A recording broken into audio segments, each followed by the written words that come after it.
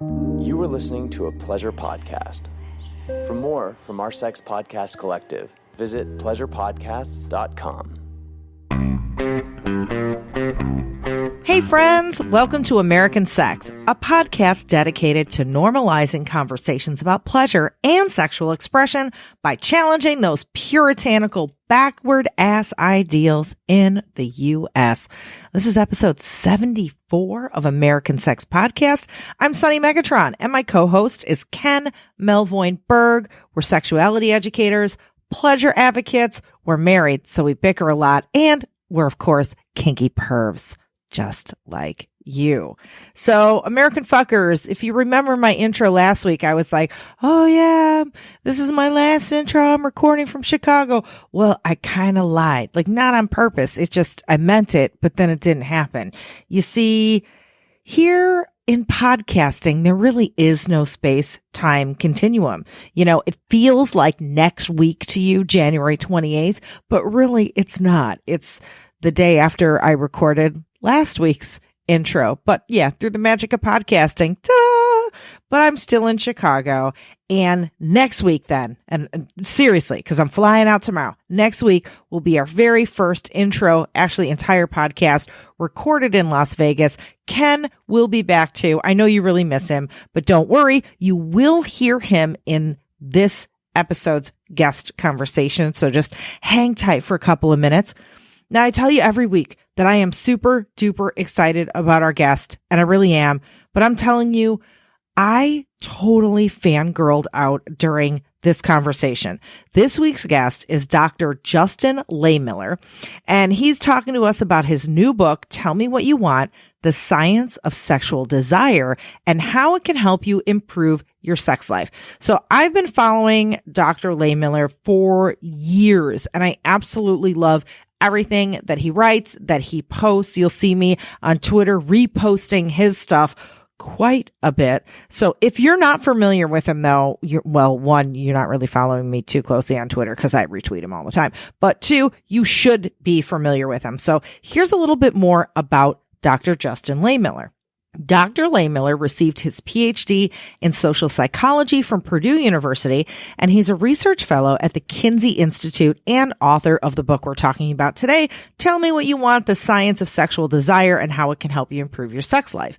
Dr. Lehmiller is an award-winning educator, having been honored 3 times with the Certificate of Teaching Excellence from Harvard University, where he also taught for several years.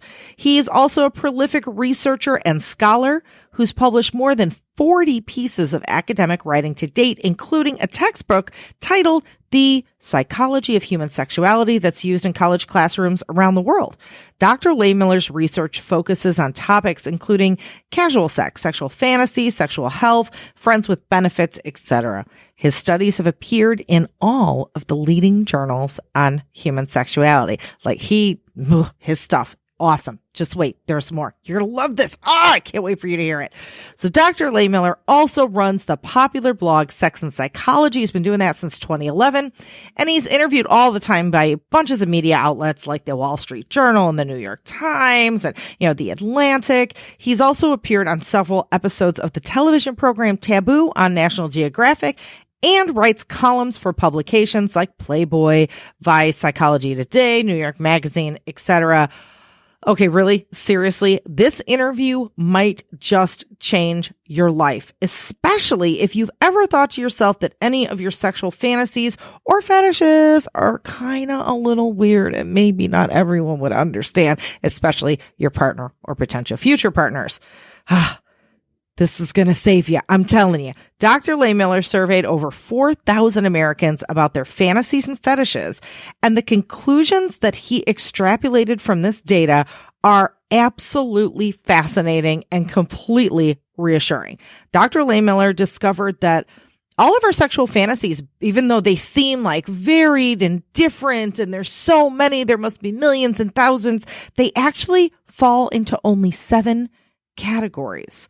He tells us which are the most popular of those categories and why, if men and women fantasize differently, why suppressing our sexual fantasies can be very, very damaging, and you should not do that. Well, at least to some of them. Well, we'll get into it in the interview. You got to hear it. He talks about why group sex is so damn appealing. Raise your hand if you've ever fantasized about it.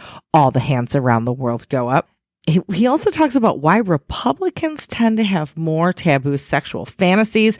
And he even tells us a few exclusive things from his study that actually didn't make it into his book. So get ready for a bunch of sex and a whole lot of science. American fuckers, you are going to love this conversation. And hey, real quick, before we get to the interview, I just want to tell you that if you like this little thing, that we've got going on, you and me and Ken, according to Dr. Justin Lehmiller, a lot of Americans fantasize about groups, just saying groups, maybe group podcasting. So if you like what we've going on and you want it to continue like I do, there's one thing I want to ask of you. You know how social media is shutting down accounts having anything to do with sexual health? One day, you might look us up on Facebook to see what new episode's going on, and we might be gone. And you know what? It's not you, and it's even not us. It's Facebook and social media and internet censorship. So to make sure that we never lose touch, go ahead and sign up for our mailing list. You can do it now by pulling out your phone and texting the word Megatron to the number 444-999, or by visiting the web address sunnymegatron.com/newsletter.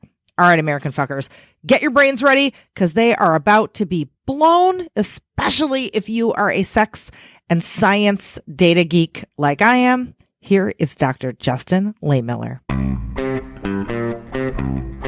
Okay, I am geeking out and I'm having a fangirl moment because we have on the line this week Dr.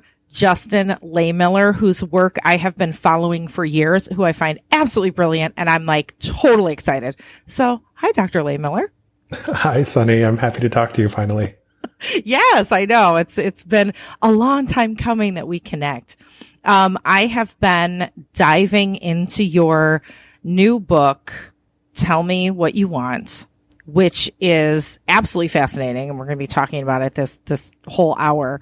And Ken and I work with a lot of people. We tend to focus on fetish and kink and BDSM. And a lot of times when we talk to people, they have a real discomfort about their sexual fantasies or fetishes. They think, something's wrong with me. Why do I like this? It's just really troubling. So a lot of the work we do, especially with one-on-one or with couples, is like letting people know it's okay. Like, you're not weird. We all have our things that are, quote, weird, which really makes none of us, quote, weird.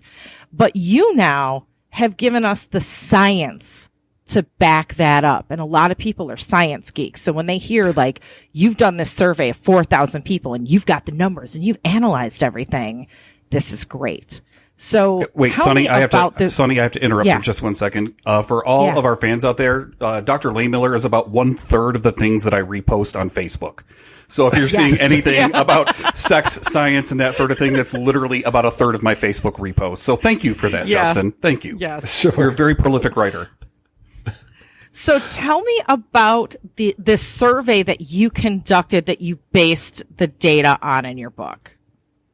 Sure. So I surveyed 4,175 Americans about their sexual fantasies.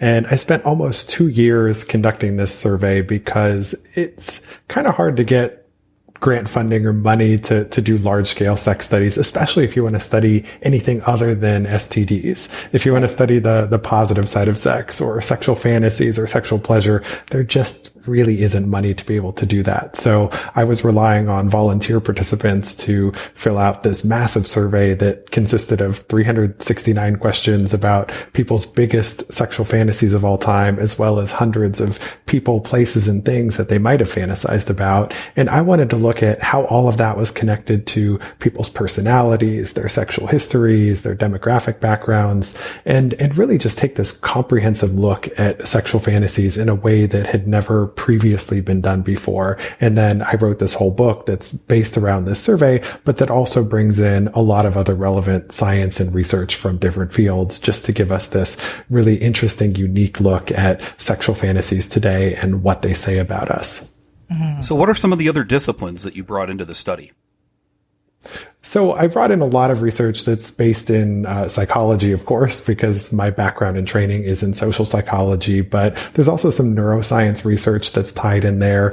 There's some evolutionary biology that's tied in there as well. So it's really an interdisciplinary book in some ways. And that's really kind of how the field of human sexuality research works, is that it's not primarily based in any one discipline. We bring people from all different areas in. And I think that makes our conferences really, really exciting, because you're hearing from people who have training in these very diverse backgrounds. Mm-hmm. So down to basics, what actually is a sexual fantasy and why do we have them? So a sexual fantasy is any mental thought or image that is sexually arousing to you.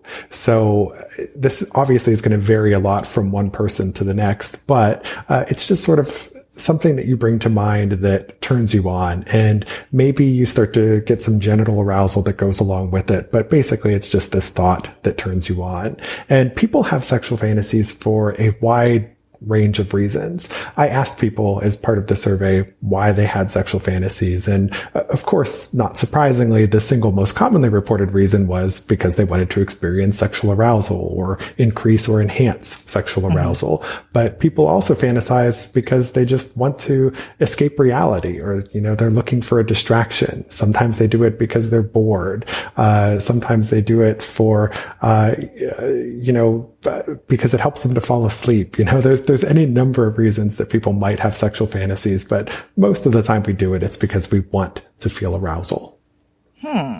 So one thing that I have heard, whether it's in pop magazine, sex articles, or either friends, neighbors, people talking about sex, is there's this notion that men and women operate very differently when it comes to their sexuality and their sexual fantasies.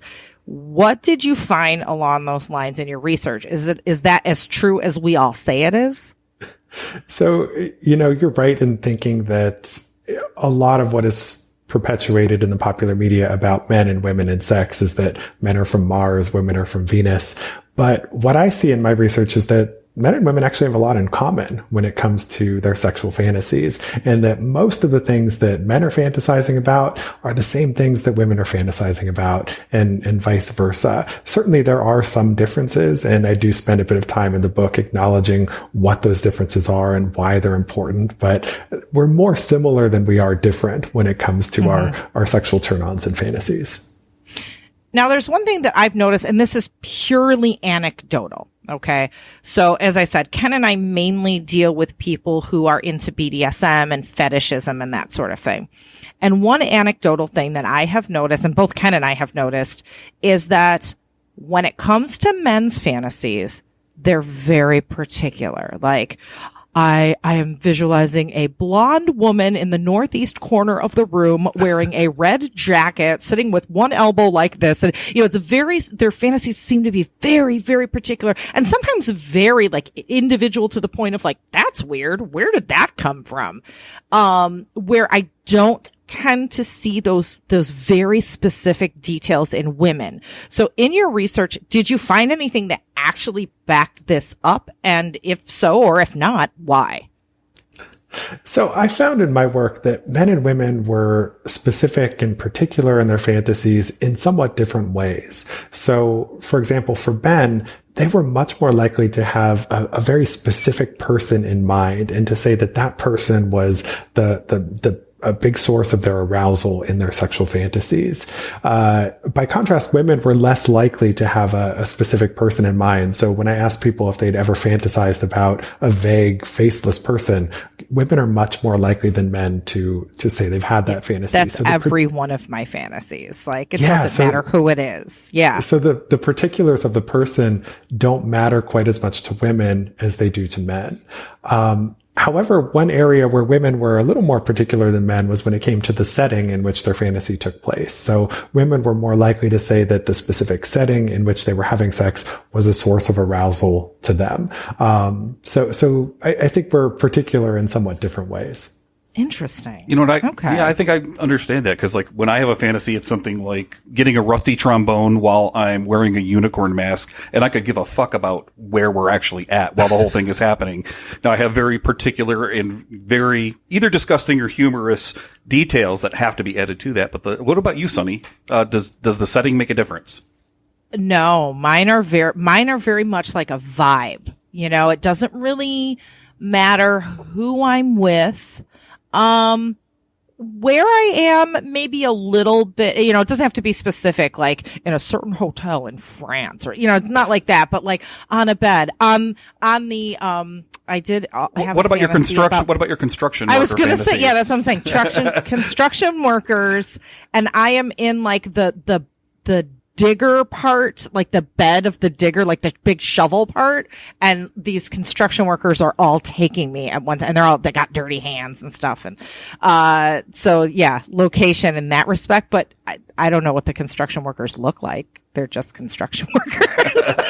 Yeah. But I think, Sunny, what you said there about the vibe being really important to you speaks to, maybe it's not the setting, it's just the context in which this is taking place, where, you know, that seems to be a bit more important to women. And I should clarify that everything we're talking about here is based on average differences, and there's wide individual variability. And, you know, there are, you know, some men who don't care at all about who their other partner is, and some women who don't care at all about the setting. So, you know, these are just average differences and a lot of individual variability. One thing I find really interesting is when I was reading your book and you were talking about the data, you know, you were giving a caveat saying, well, yes, a lot of this was done online. So your sample group tended to skew a little bit younger, a little bit more liberal, a little bit more tech savvy, more, you know, educated, higher income, that sort of thing.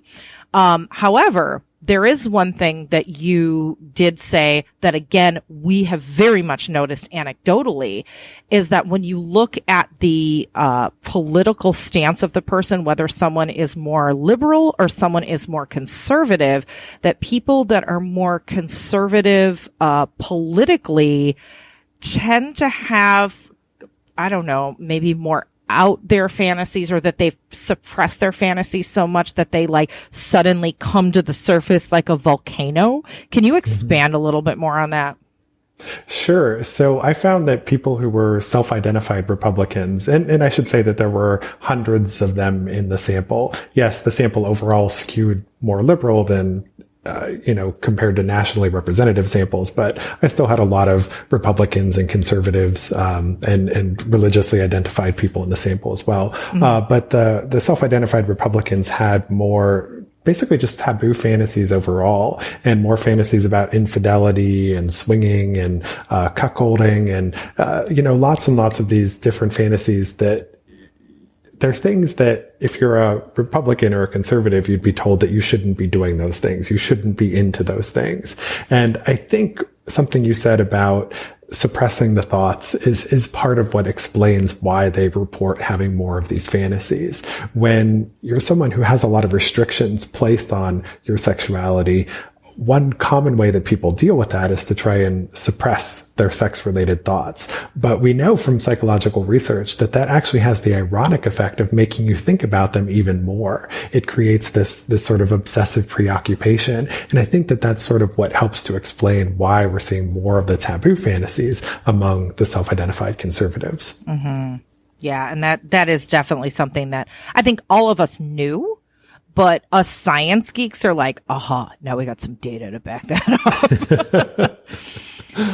I find it really interesting that even though fantasies and fetishes and sexual interests can be so diverse, like I met somebody once whose turn on was chairs. And not like in a sex way, not like I want the chair to penetrate me, but just like the look and the vibe and the personality of the chair was a turn on kind of thing. And I was like, wow, that's one I've never, like, it was fascinating. Never heard of that. So when you think about fantasies, it's like, oh, there must be 80 gazillion billion different fantasies, but you actually categorize them into 7 basic types of fantasies that pretty much all of us had. And the number one, which I find interesting, but I also am like, duh, because that's most of my fantasies, is group sex. So tell me about group sex and the amount of commonality you found amongst people in that. So group sex is one of those activities where it can take a lot of different forms. Obviously there's the threesome, and then you can the construction worker scenario. Yes.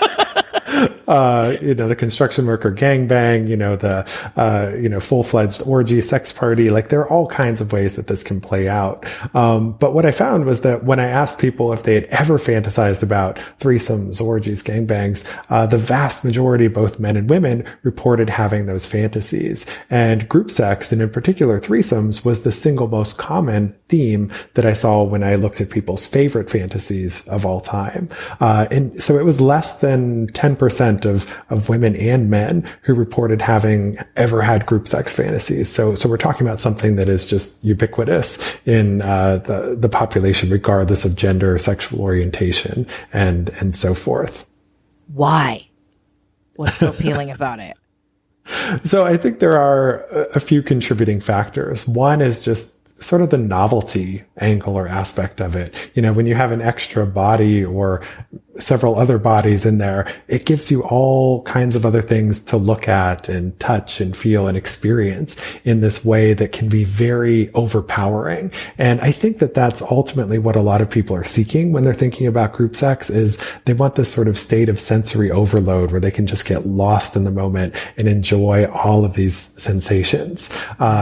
So I think that's also part of the reason why when most people are fantasizing about a threesome, they're more often than not fantasizing about being the center of attention, right? They want multiple partners to want them, and that they can experience at the same time. And it's psychologically validating for us on the one hand, right? Because we want to feel wanted. And when you've got multiple people doing that can be really stimulating, but it also just creates that visual and other sensory overload that we're after as well. Ooh. Yeah, and I would say that's me. I'm selfish. I'm like, I just want to lay there and I want everything to happen. And I also wish that the people were mind readers. That's in my fantasy. Like, they knew exactly what I wanted. And that actually will never happen. But, the rest of it might. Sweetheart, that explains a lot.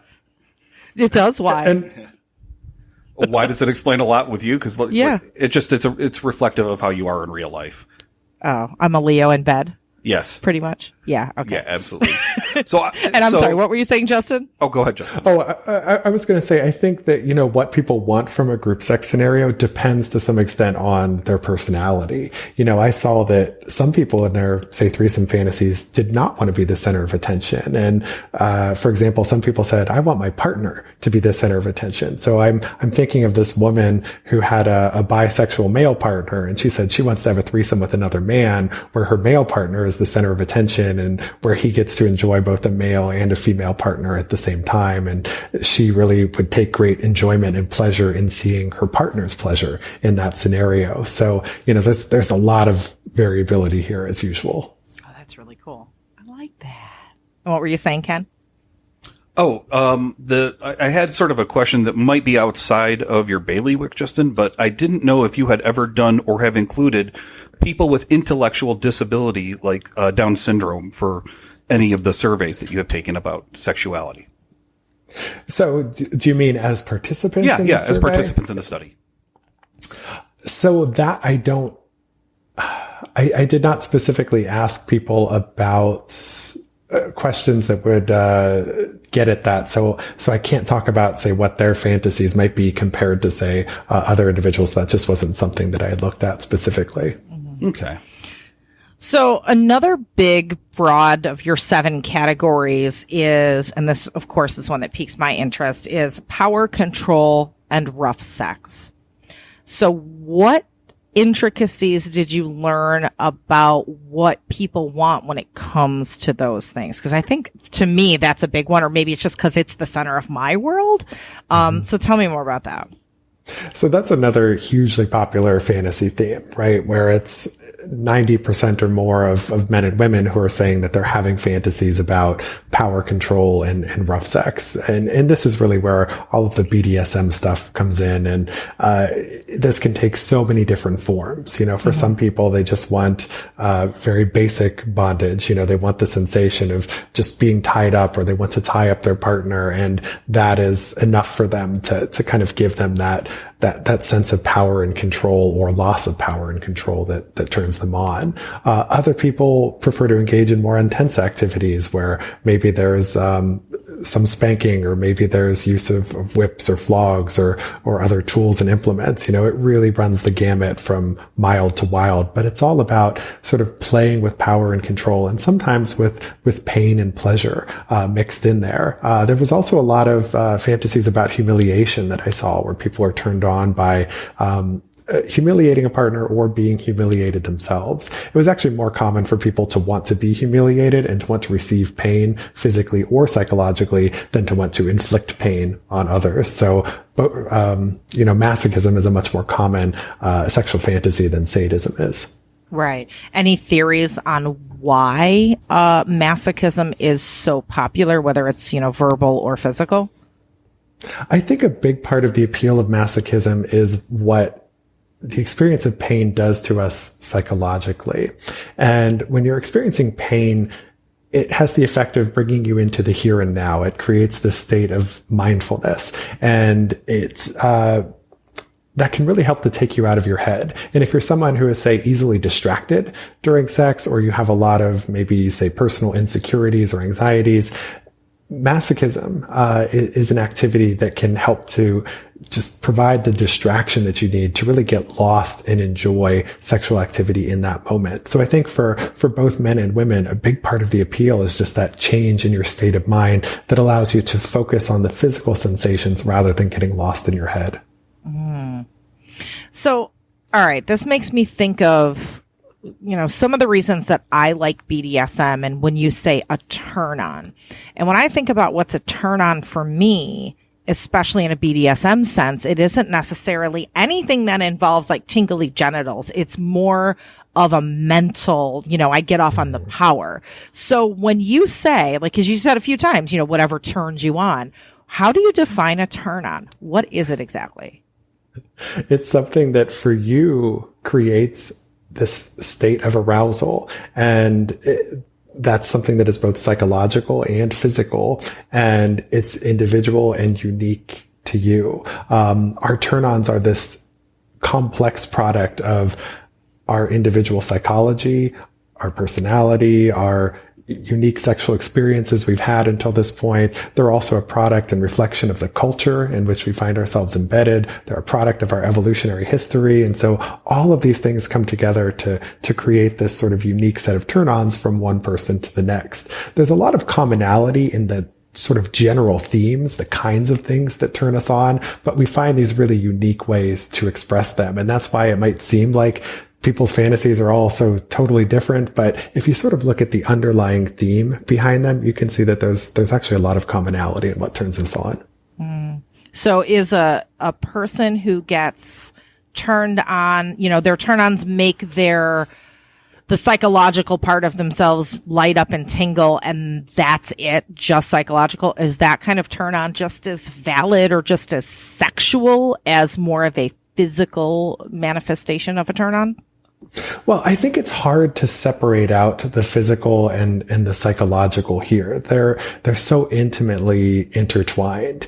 I know that you can, for example, experience a physical genital arousal, but not psychologically feel turned on. But more often than not, those things tend to go together. So it can be really hard when we're kind of trying to do research in this area to separate out those two different things. Right. Okay.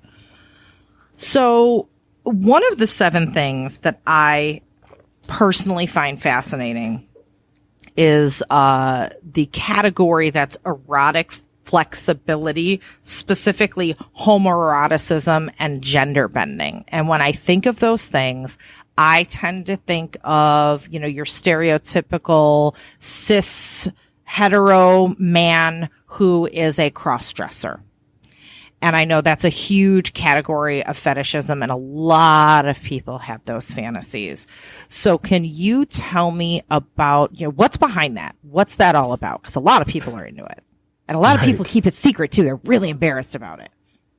And, it might go back to some of the stuff we were talking about a little earlier about having those restrictions placed on you. And I think for men, cisgender, heterosexual men, they have so many restrictions placed on them in terms of how they can act or how they should act.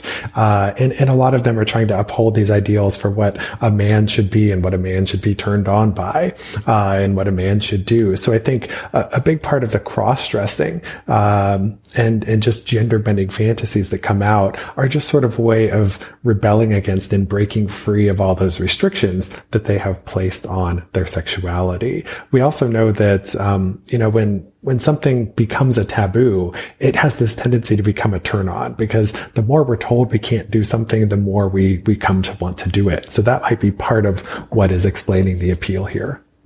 Yeah. I've frequently said, it's a way for men to work out what society has placed on them, with the toxic masculinity and the patriarchy and kind of the negative effects all of that has had on men and how they're trying to work that out emotionally. So. Yeah. And this is a way for them to really just sort of to break free and to shed some of the burden that's placed on them for having to always be the initiators of sex, and for them to, just uphold this very rigid, narrow sexual role. Breaking free from that can be very cathartic for them. Mm-hmm. And so the study you did, was it only Americans, or was it worldwide? So in the survey that I report in the book of about almost 4,200 people, that consisted of people who were citizens or residents of the United States, because I wanted to look at the unique role that American culture might play in shaping our sexual fantasies. So for example, who are the celebrities we tend to fantasize about most often, and what does that say about us? Who are they, and what does that say about us? Tell me. So for heterosexually identified men, the celebrity they fantasized about most often was Scarlett Johansson. And for heterosexually identified women, the most fantasized about celebrity was Channing Tatum. I found that when you started looking at lesbian and bi women and gay and bisexual men, they were reporting fairly similar celebrities that they were interested in. They were very similar to the ones reported by heterosexuals, just a somewhat different ordering placed among them. Interesting. When you took a look at the different regions of the United States, did you notice any differences?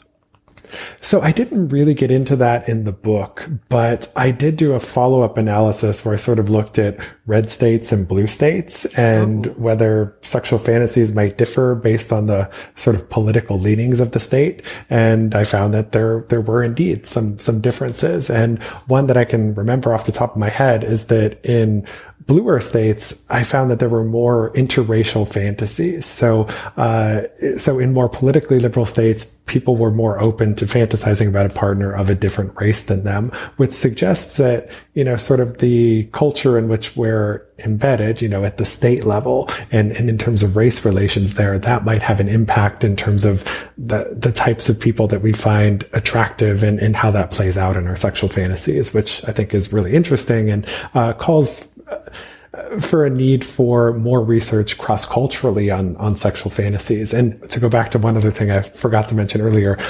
So in the survey in the book, I focused on US participants, but I did collect international data, and that's something that I want to explore in the future. I just haven't had a chance to look into it yet. Ooh, and that's what I was curious about is, until that sentence you just told me, I didn't think you had any research on worldwide stuff.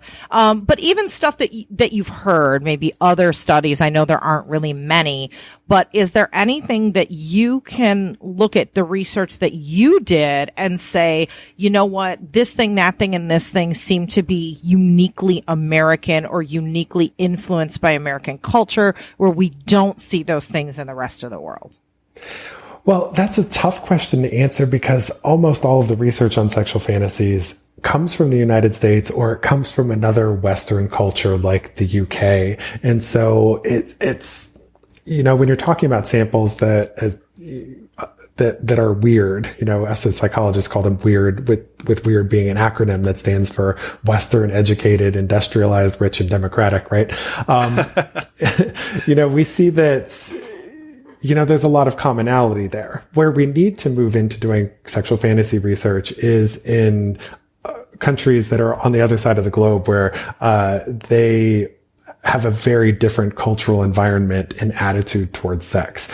And that would allow us to answer, sort of what are the kind of uniquely Western types of fantasies versus those that we see in other parts of the world. And we don't really have the data to do that yet.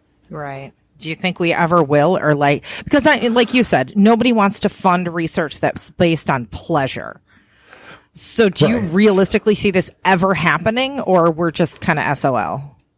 Well, the other thing that's difficult when it comes to collecting this data is in some of these other cultures, attitudes towards sex are so repressive that it's almost impossible to even conduct sexuality research there. So that's another obstacle to collecting the broad, international data sets that would allow us to answer these questions. There are just so many obstacles to doing the sex research that we want and need to be done.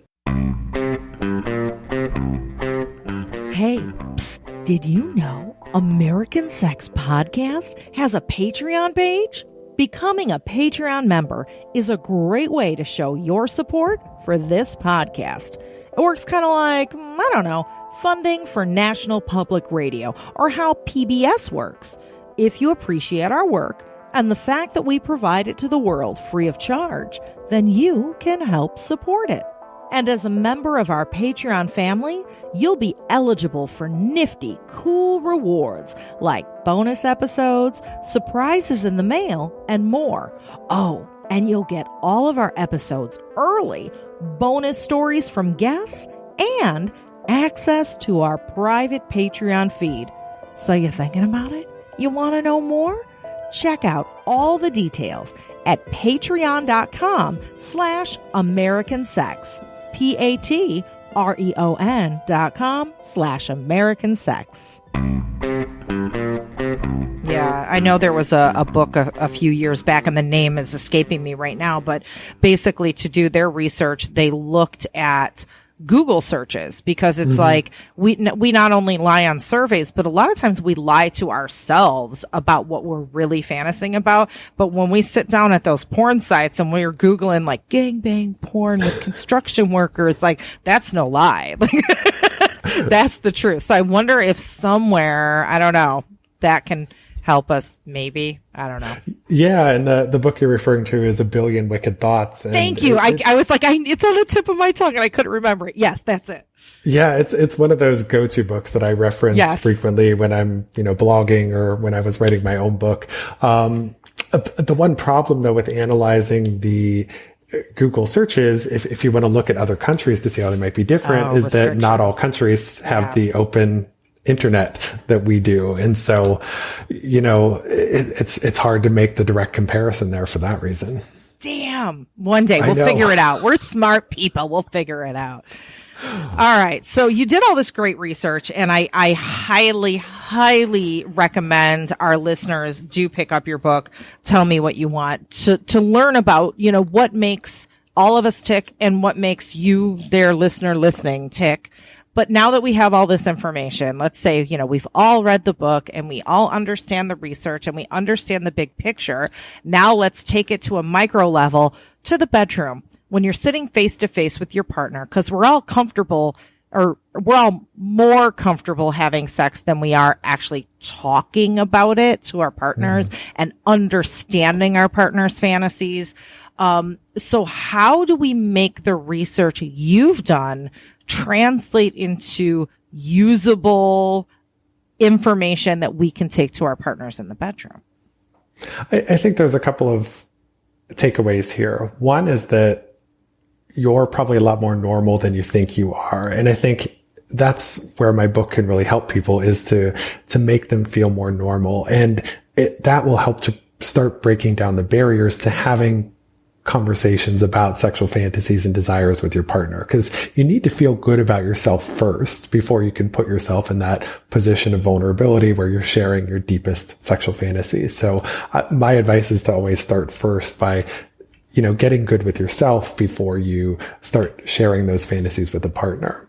The other thing we can take away from this research is that I looked at what people's experiences were like when they shared their fantasies with a partner, and further what their experiences were like when they acted on them. And so that finally gives us a reference point for how things tend to turn out. We really haven't had any data on this, surprisingly. There's been a lot of research on sexual fantasies, but none of it has really looked at the link between fantasy and reality. So I wanted to look at, how do things play out? And does it depend on the type of fantasy and the type of person? And then there are takeaways from that for you, at the individual level in terms of, what types of fantasies might turn out better than others, and based on your own personality and your partner's personality, like where you might be a good match. And there's a bit in the book, of detail that I go into in that area.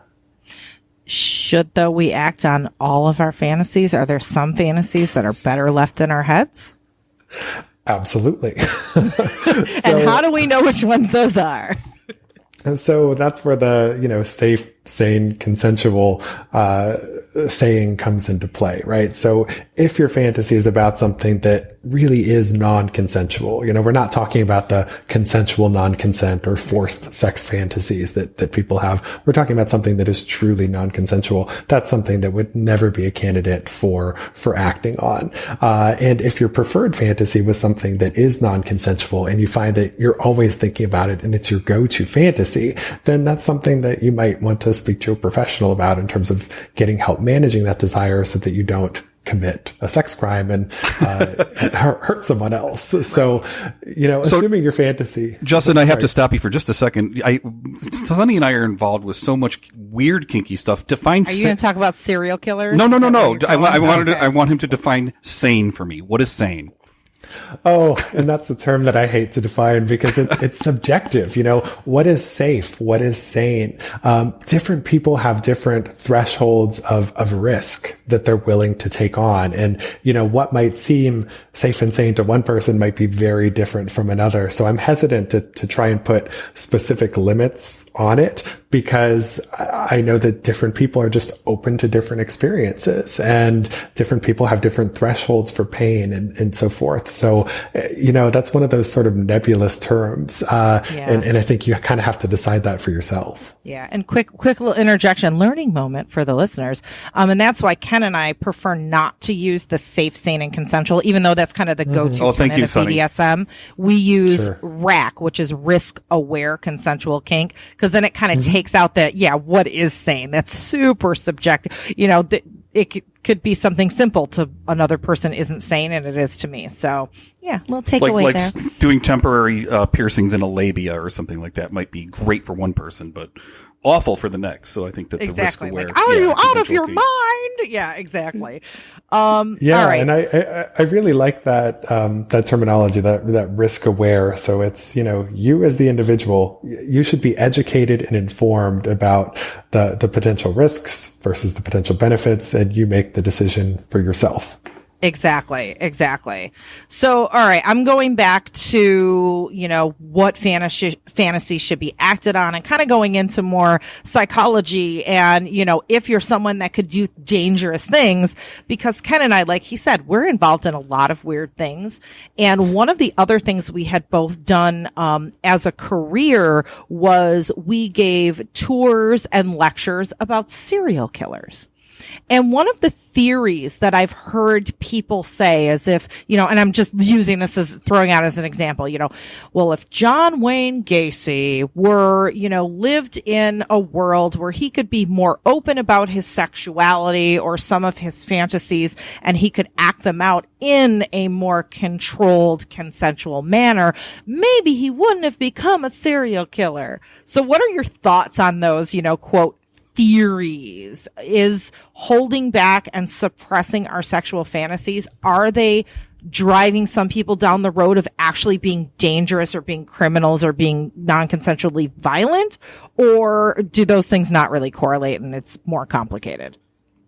So we know that suppressing usually isn't the right answer because it leads to that obsessive preoccupation when you're trying to intentionally not think about certain thoughts. So that usually is not the most healthy or productive way to go.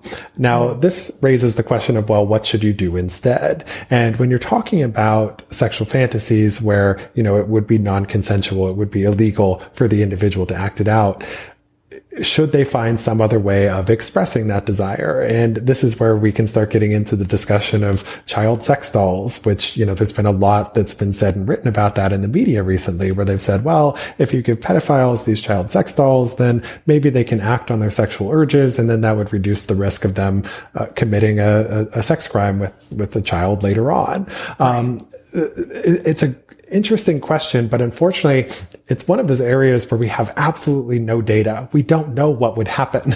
And you've got some psychologists who say, yes, this is a good idea. And others who say, no, that's just going to make them want to act on it even more and increase their odds of committing a sex crime. So the reality is we just don't have the data yet. It hasn't been studied. I wish I had an answer for you, but we don't know yet. Yeah, that's absolutely fascinating to me, just the psychological what if, and, what are those little things, like the butterfly effect. What are those little things in our lives that, had we done something differently would really change the trajectory of who we are, or, if we turn out to be horrible people that are, front page headlines or not, or just like kinky in our spare time and we have a little dungeon room, Yep. So we'll never know.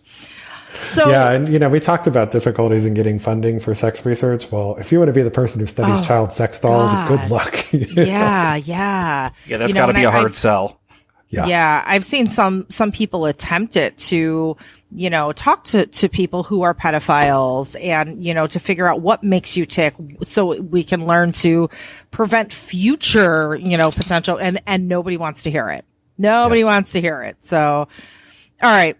What if we've read your book? I'm the half of a theoretical couple who we've both read your book and we both are feeling good with like, all right, I'm not so weird. I get where my fantasies come from. And partner who has the fantasies that I formerly thought were like whacked out and just weird and there must be something wrong with you.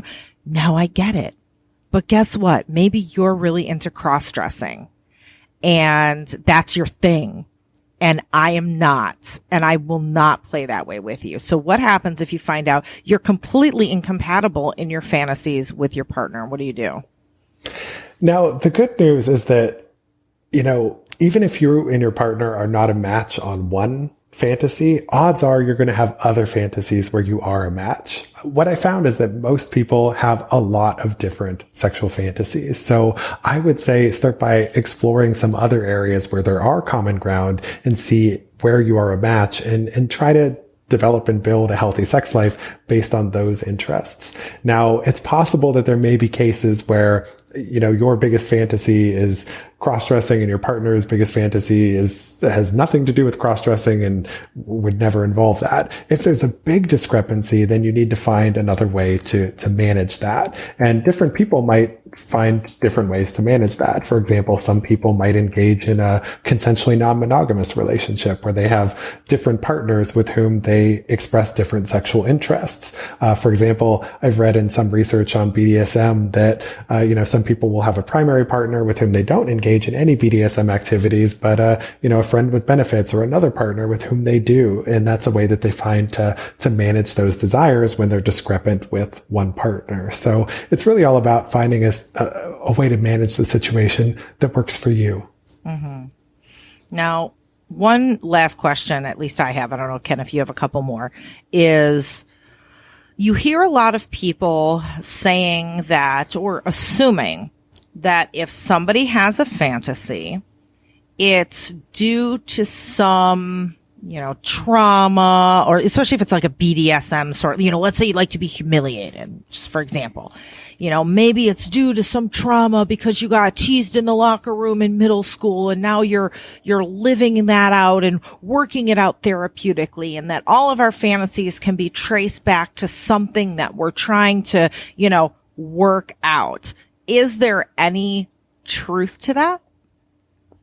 So that's one of the cases where, there certainly is a kernel of truth to the idea. And I see this in my data where there is a connection between specifically experiences with sexual victimization and then the content of the fantasies that they report having as adults later on. So, there are some connections there between trauma and sexual fantasies, but they're not always predictable. They don't go in the same direction for everyone because different people find different ways to cope with traumas that they've experienced and endured. For example, some people who've experienced the trauma might fantasize about totally emotionless sex, where they're stripping all of the emotion out of it because that makes it feel safer for them. Whereas other people might fantasize about, very emotional sex where they feel very validated, desired, and wanted. And that is what it takes to make them feel safe and comfortable. So trauma can express itself in these different ways. But I think it's important to highlight that, most of our fantasies are not a product of some trauma or victimization experience that we've had. Yes, there are connections there for some people, but not for everyone. And we need to be careful not to, overanalyze fantasies and always, try and point back to some previous trauma that we've endured. Sometimes they're just hot. And yes. That's it. Yeah. Yes. And I think Freud saying about sometimes a cigar is just a cigar is, very appropriate when we're talking about sexual fantasies. Sometimes they don't have deeper meaning to them. Sometimes they do, but sometimes they don't. Okay. All right. So I have a last question for you. What were the two most surprising bits of data that you got from the research that you did not include in the book? Good question. Ooh, we got some insider exclusive here.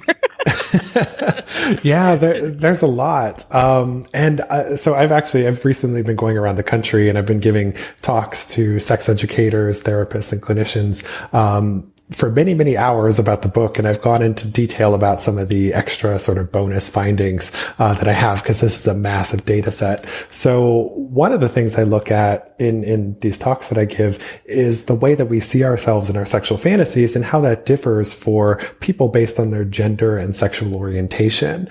And you see that men and women and people of different sexualities change themselves in different ways in their fantasies. The two groups of people who change themselves the most are people who are gay identified men and those who identify as gender non-binary. They have the highest rates of changing their bodies, their genitals, their personalities in their sexual fantasies compared to all of the other groups. When you start looking at, some of the other specific group comparisons, you see, for example, that cisgender heterosexual men and women change themselves in different ways, with the women focusing more on changing their bodies and the men focusing more on changing their genitals. So I think it's really interesting to look at the way we see ourselves in our fantasies and what that means, what it says about us, what it says in our culture about the messages we're giving men and women about sex. So that's one of the things that I focus on a lot in the talks that I do. That's interesting. Yeah. And it, you're right. I do picture myself differently. And recently, I would say in the last few years, I've been visualizing myself as a man. And I don't think it has, it doesn't have anything to do with like, oh, I'm questioning my gender and da-da-da. I think it's just variety. Like, what would that be like? This is a cool new thing, So I encourage listeners out there to, if you haven't really thought about visualizing yourself in a different scenario, different body, it's kind of fun. When I started like purposely trying to do that. Yeah. And it might be an age related thing. And this will address Ken's question because he asked me for two things. So the other one is that I dove into more detail in terms of how our fantasies change with age. And one of the other things I found was that as people got older, the content of their fantasies changed, but it wasn't in this, sort of straight linear fashion, meaning like, as you get older, your fantasies change in this way forever as, you keep getting older and older and older. Or rather, you see this curvilinear relationship, meaning it's sort of an inverted U shape if you plotted it on a graph. So specifically, when you looked at fantasies about group sex and you look at fantasies about non-monogamy and just more adventuresome and novelty-based fantasies, you see that they increase up until about age 40. They stay high through the mid-50s, and then they start to drop off after that. So you see this interesting change in our fantasies over the course of the lifespan. And I think when we're in our 40s and 50s, we just have this heightened need for novelty and excitement for whatever reason. And that's playing out in our fantasies. Interesting. Oh, and that's where we are. Ken just turned 50. I'm 47. So, I get to see how we change. I'm very excited. Okay. Well, I have that reminds me of one last question. And then seriously, this is it. I swear. I've always wondered, because I'm geeking out now. I'm totally geeking out. I have always wondered if, because people like Ken and I, we are, sex positive, we're sexuality educators, we're very open, we're very comfortable with what we do. We've done all the things. Like, it's not like I have a fantasy, it'll never come true. If it's like, I have a fantasy, we're like, hey, call our friends and let's make that happen. Get out the clown outfits, So we've done more, I guess, than the average person, and we've explored more, and we haven't repressed as much. So have you found that people who are more sexually adventurous maybe have a different, fantasy lifespan than people who are more repressed?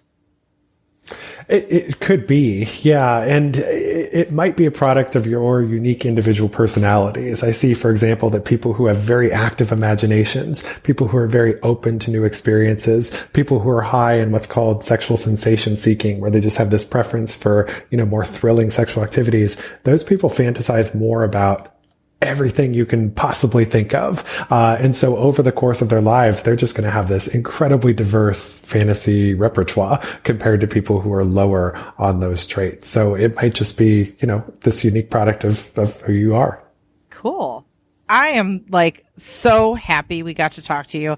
I love this book. I love you, not in a weird way, but your research is just fascinating. Like Ken said, we retweet and repost your stuff all the time. So listeners, if you are not familiar with Dr. Justin Lehmiller, not only pick up this book, but follow along on social media, because there's going to be so much great information for you to absorb continually.